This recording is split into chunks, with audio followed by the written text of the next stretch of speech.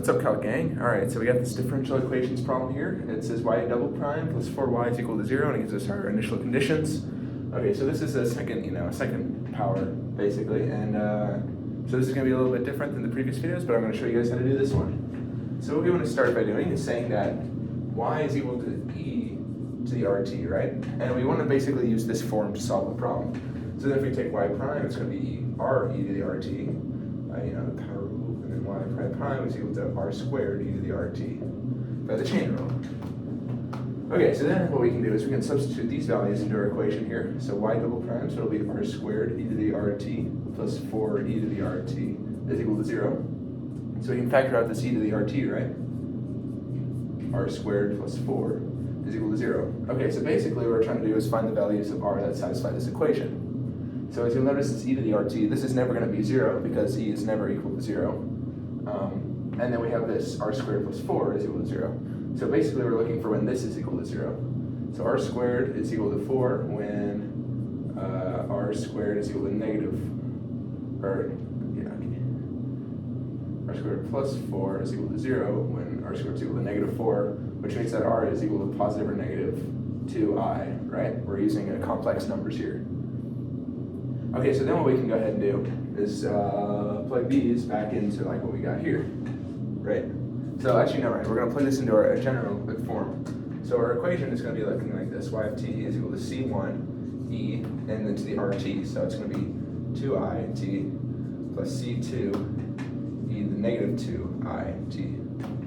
Now when we end up with an equation like this, there's kind of like a whole series of proofs that you can do to prove another form, but I'm just going to show you guys how to do it right now. So this turns into is equal to c1 cosine of 2t, because this exponent here is 2, and then plus c2 sine of 2t. This happens for a lot of reasons, and I'm not going to explain them all today, but this is our general equation right here. So what we want to do is go ahead and solve this general equation. So we get our starting things, so y of 0 is equal to 0, so y of 0 is equal to 0, so then we're going to plug it in. So cosine of 0 is just 1, so it'll be c1, sine of 0 is 2, so therefore c1 is equal to 0. Alright, next part we need to take the derivative of this. So y prime of t is equal to negative 2 c1 sine 2t plus c2 cosine of 2t. So then again we can take use our initial thing, so y of 0 is equal to 1, and if you plug in 0 to this, you're going to get 0 for sine, and then it's going to be plus c2. So c2 is equal to 1. No, I messed up. I didn't do the chain rule. Okay, so then this will be a 2, and then therefore you divide the 2, you get 1/2 is equal to c2. Okay, where's my eraser? I did not get it out yet. Alright, so now we have our, yes, I do have my eraser. Okay, now we have our things. We can go ahead and just plug it into this equation right here. Right here, we're just going to plug in our constants. So y of t is equal to c1 is 0, so this is going to get canceled. c2, 1/2 sine of 2t. Right, there you go. That's our particular solution for this equation.